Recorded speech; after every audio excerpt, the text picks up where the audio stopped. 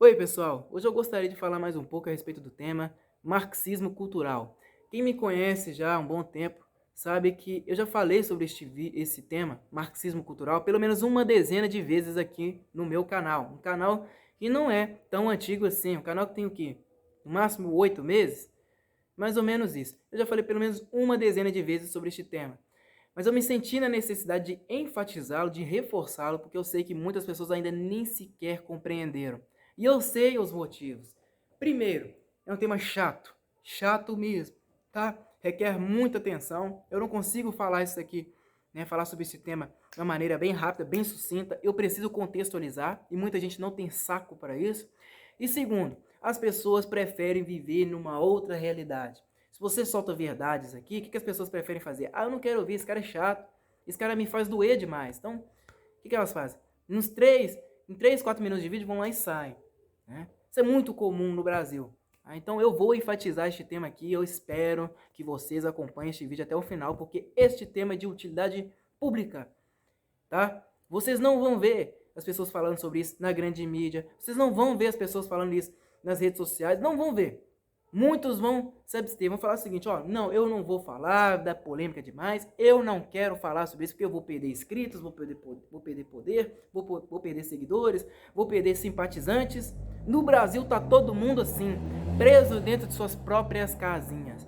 Eu não faço esse trabalho. Primeira coisa que eu entendi nesta minha porca vida foi o seguinte, ó, ter honestidade intelectual é fundamental antes de você querer palpitar sobre qualquer coisa. Isso é uma atividade cristã. Para quem não entende bem, isso que eu estou fazendo aqui é uma atividade missionária, minha gente. Eu não vim aqui só para querer o gracejo das pessoas. Não, eu não estou aqui para isso não. Eu não quero fazer palhaçada, eu não estou aqui para fazer galhofada. Eu estou aqui para ensinar verdades. Isso é diferente. É muito diferente de um cara que quer se posar de bom menino, bom moço na grande mídia e querer o aplauso do público. Eu não estou aqui para isso. Eu espero que você compartilhe este vídeo aqui, mas não com o intuito de fortalecer o meu canal, fortalecer a minha imagem, mas sim fortalecer uma verdade. A verdade de que o marxismo cultural é uma problemática barra fenômeno que está assolando a nossa atual geração de indivíduos. Isso é fato, tá? Só que no Brasil é o seguinte, você quer explicar um fenômeno, aí infelizmente você tem que explicar um outro fenômeno maior ainda. Eu quero falar de marxismo cultural, por exemplo, mas eu preciso falar que no Brasil existe um fenômeno que é o seguinte. Existe o fenômeno do analfabetismo funcional. A grande parte das pessoas que saem do ensino superior e vão lidar com vidas humanas diretamente, sei lá, falar sobre ciências sociais, né, ciências políticas, etc, etc. Grande parte das pessoas são meros palpiteiros que não entendem nada. Mas recebem o quê? A autoridade. Recebem o título, o diploma, para poderem falar aquilo que lhes derem na telha. E quando eles falam, né, o público vai lá e abraça, porque no Brasil as pessoas entendem que de fato, quando uma pessoa entra na universidade, ela é superior, ela se torna superior.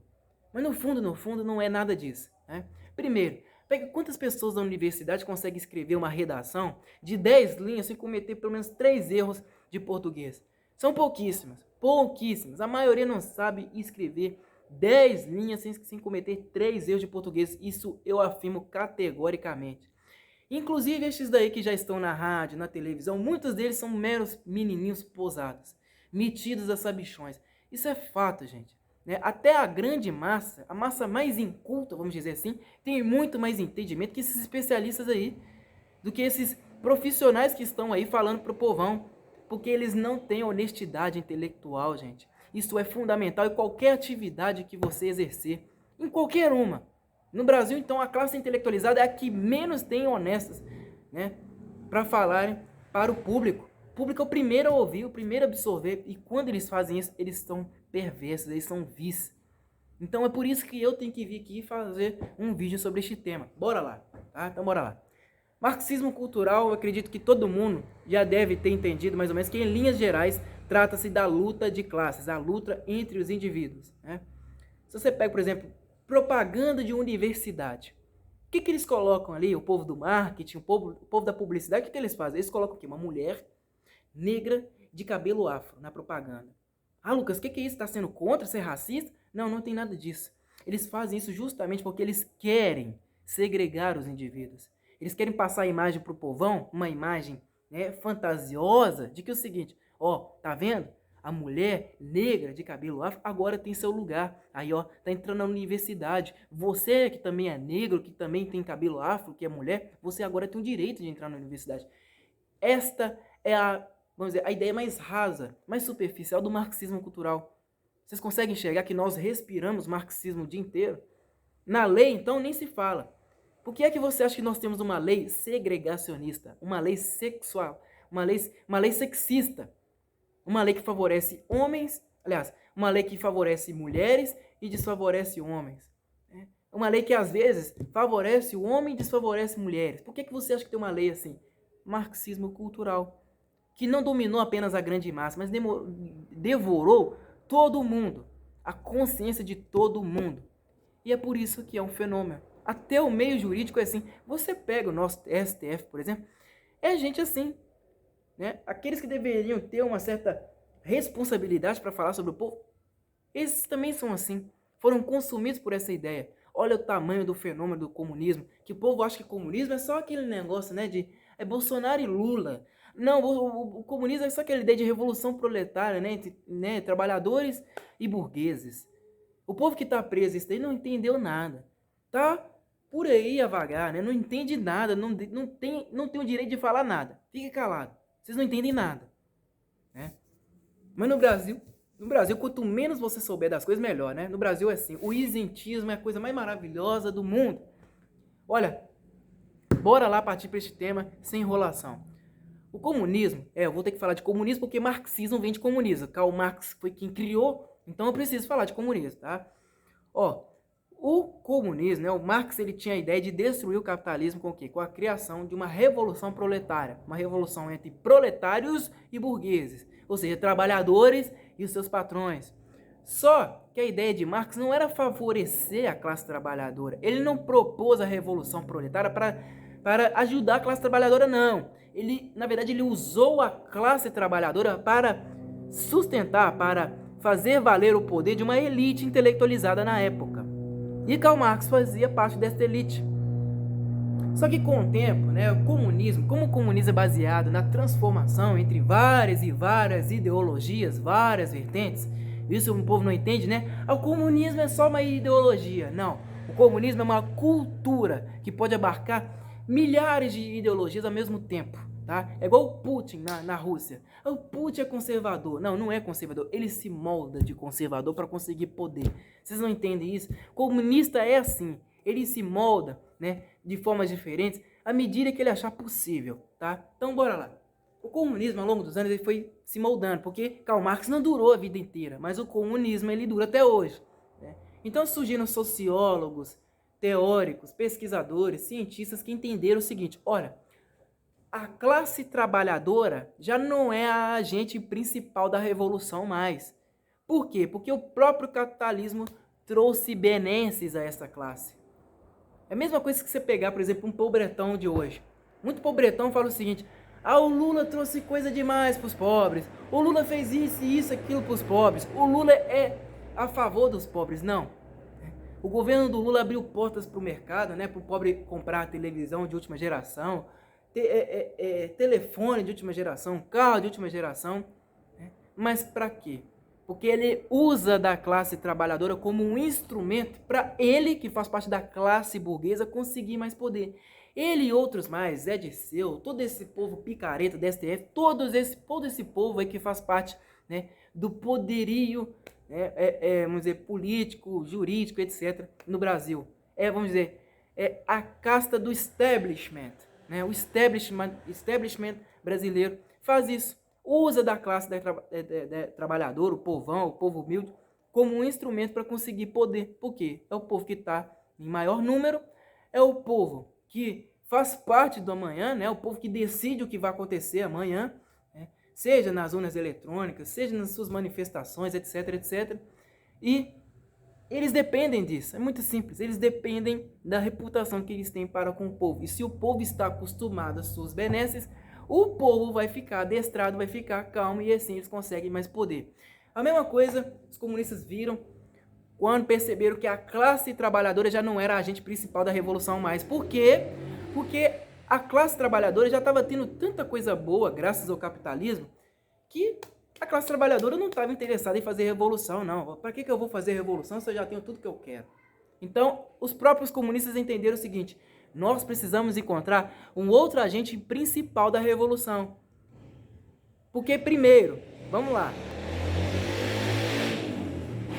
não existe trabalhadores de uma nação que possam se igualar a trabalhadores de uma outra nação.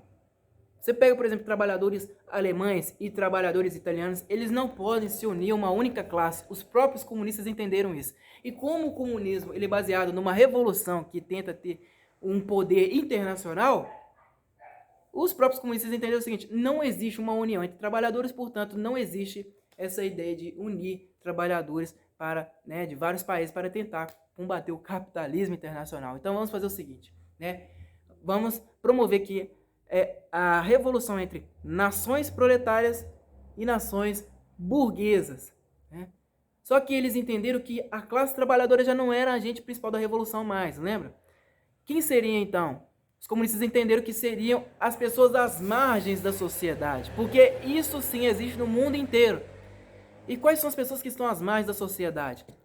Bandidos, prostitutas, viciados, os ladrõezinhos qualquer aí, os doidos, os malucos, os psicopatas, todas essas pessoas estão às margens da sociedade, os bêbados, todas as pessoas estão às margens da sociedade e seriam então novos agentes da revolução. Então aquela luta de classes, vocês lembram que eu falei que no início Karl Marx propôs uma luta entre trabalhadores e patrões? Agora já não é. Agora a luta é entre a classe marginalizada, a fim de sustentar o quê? O capitalismo internacional. Como assim, Lucas? Como assim? Comunismo e capitalismo juntos? Não estou entendendo. Olha, os próprios comunistas entenderam que não tinha como combater o capitalismo, sabe por quê? Porque não existe economia comunista. O próprio Ludwig von Mises, acho que em 1921, 1922, ele já escrevia sobre isso. As coisas precisam de preço para ter continuidade. Se não tem preço, não tem cálculo de preço. Se não tem cálculo de preço, não tem mercado. Se não tem mercado, não tem economia planejada, portanto, não existe economia comunista. E é isso que acontece. Os próprios comunistas entendem que não se pode erradicar o capitalismo para eles darem continuidade à revolução deles. Eles precisam. É a mesma coisa que você pega, por exemplo, Cuba. Ah, não, Cuba não existe capitalismo, não existe dinheiro. Mas, quem pensa assim está viajando. Porque eles dependem, os ditadores, os donos do poder, eles dependem do dinheiro. Senão como é que eles vão continuar no poder? No Brasil é a mesma coisa. Não, eles querem transformar o Brasil num socialismo, assim como é na Venezuela, assim como é Cuba. Eles nunca vão fazer isso, gente. Eles nunca vão fazer isso.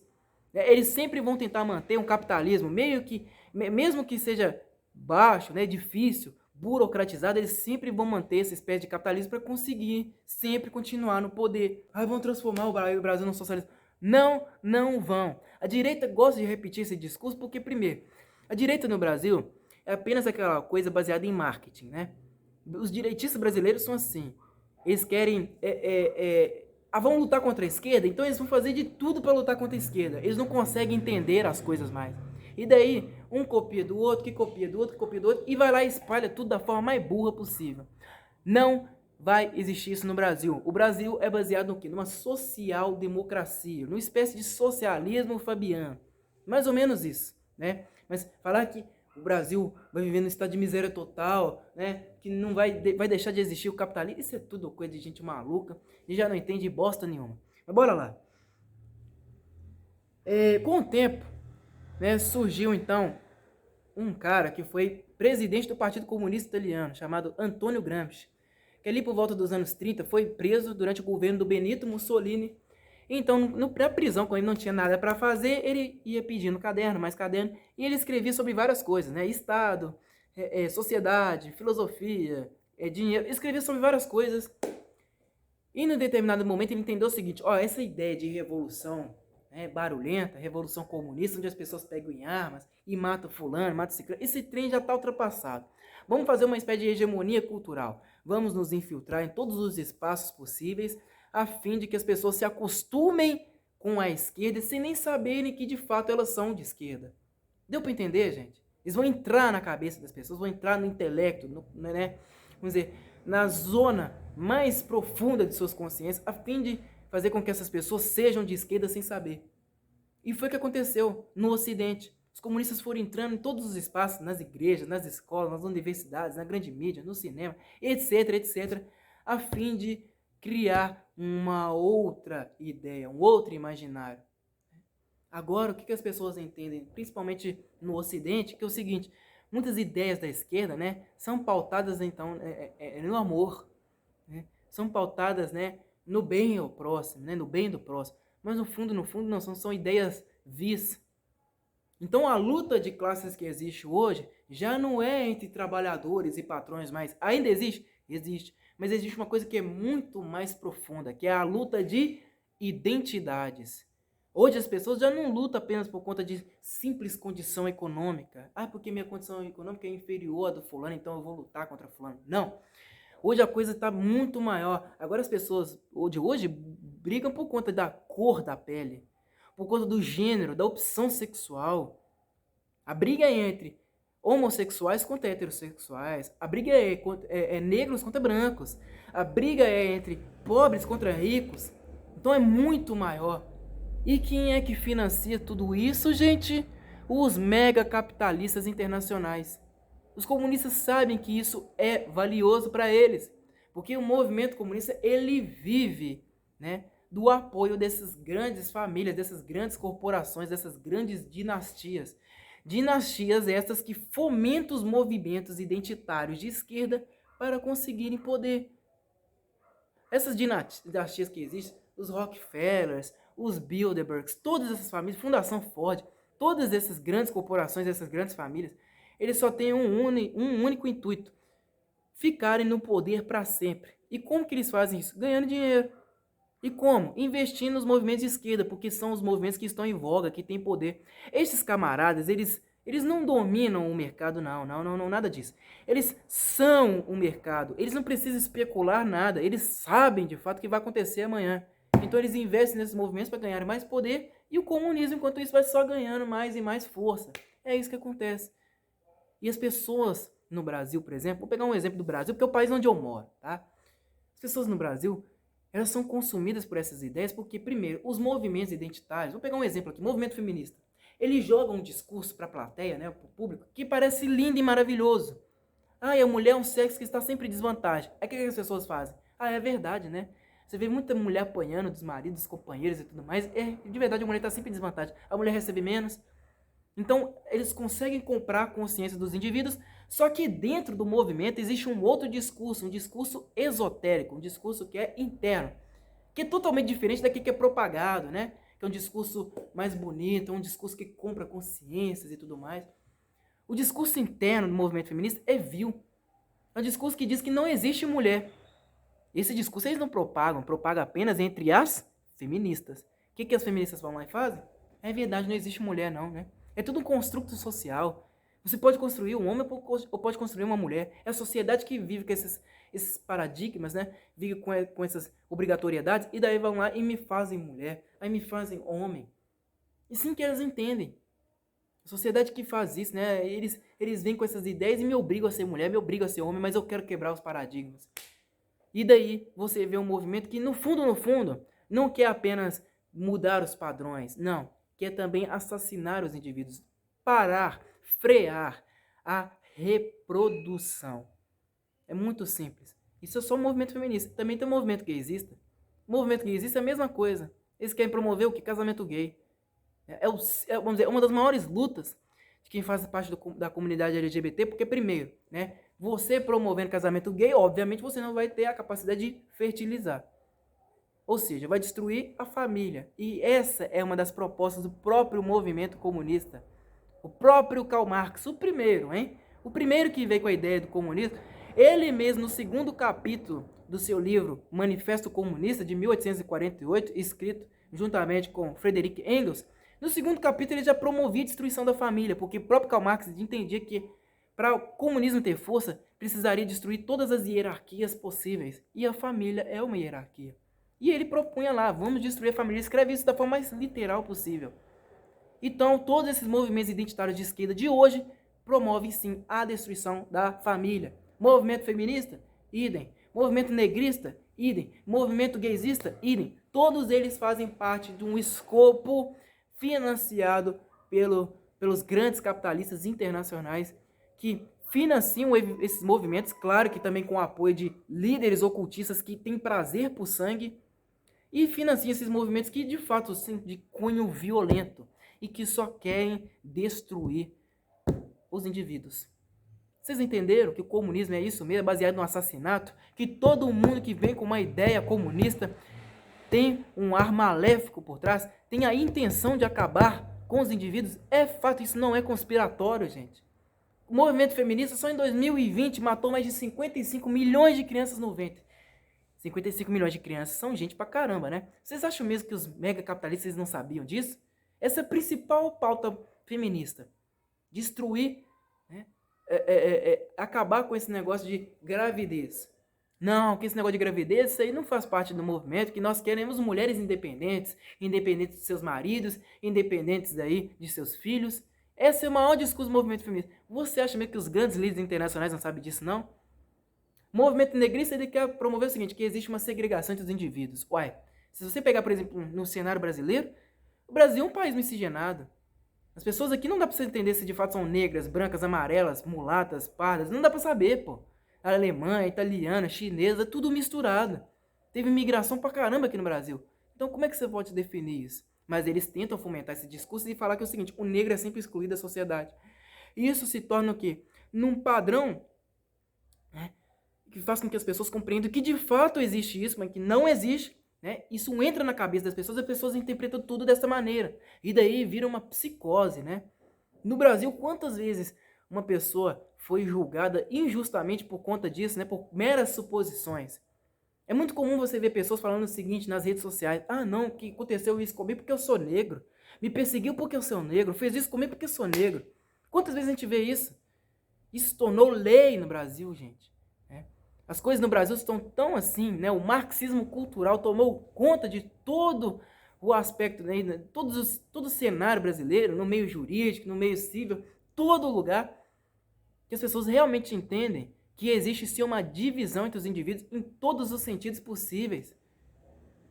Olha, você fala assim, existe desigualdade entre homem e mulher? Claro que existe, pô. Homem e mulher não são iguais.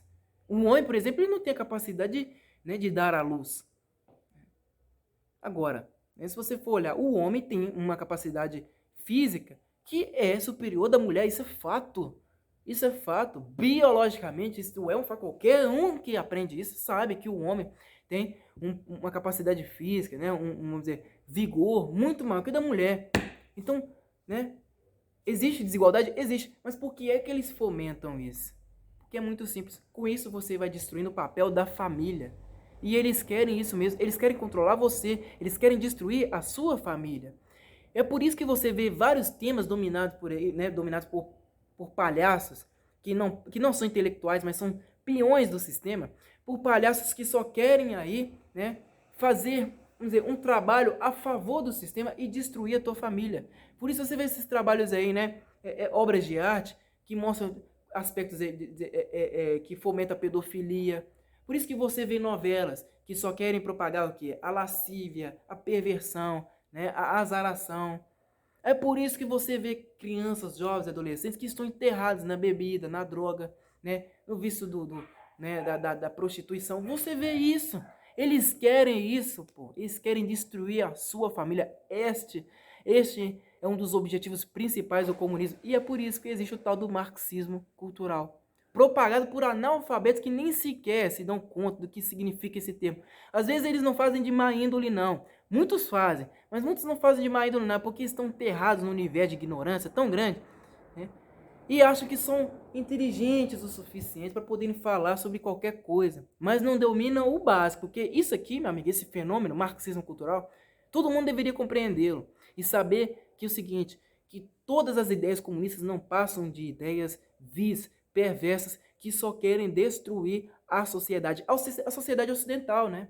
Porque os comunistas sabem que o que prevalece aqui, né? A base da sociedade é o quê? Então, é o direito romano, né? A filosofia grega e a moral judaico-cristã. São os três pilares que sustentam a nossa sociedade. Se eles destruírem isso daí, eles conseguem controlar tudo aqui. E é isso que eles estão fazendo. Eles querem que sua família seja perversa mesmo. Eles querem isso, pô. Eles querem ver banho de sangue. Eles querem ver mulheres, né, meninas, adolescentes, que defendem o aborto, que defendem, né, o fim do matrimônio. Eles querem ver pessoas que vão a favor do casamento gay. Eles querem tudo isso. Eles querem a promiscuidade a céu aberto.